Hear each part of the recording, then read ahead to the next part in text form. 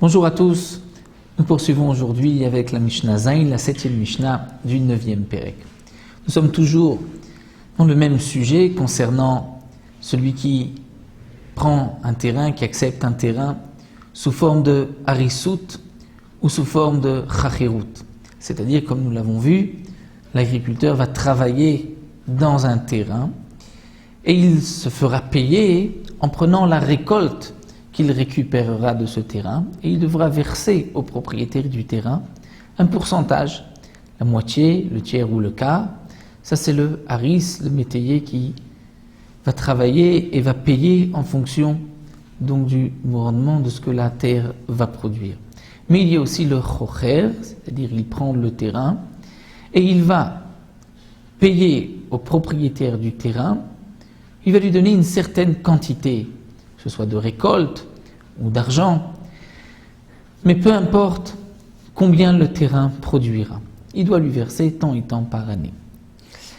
La Mishnah nous rapporte ici le cas suivant, Mekabel Sadeh Mechavero, celui qui a accepté, donc qui prend le champ de son prochain, donc lui c'est l'agriculteur qui prend le champ du propriétaire, Be'asara kor chitim leshana. En échange, il a donc prévu de lui donner 10 corps, c'est une mesure de l'époque, 10 corps de chitim, de blé pour l'année. Velakta. Et la récolte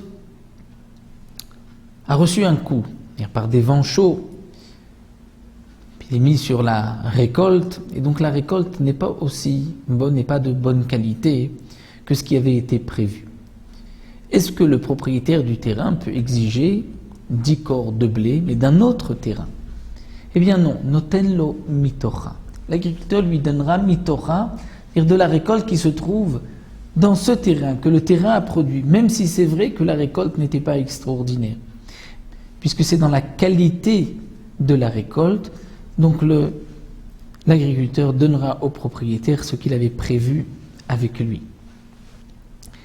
Inversement aussi, ayurite ayafot. Si le terrain a donné du blé de très bonne qualité, l'agriculteur ne pourra pas dire Arini lokar minashuk, je me suis engagé de te donner 10 corps de chitim de blé, je te donnerai minashuk, c'est-à-dire du marché, je vais acheter un autre blé de moins bonne qualité. Non, il a notenlo mitocha, il devra lui donner mitocha du terrain, il devra lui donner cette qualité de blé.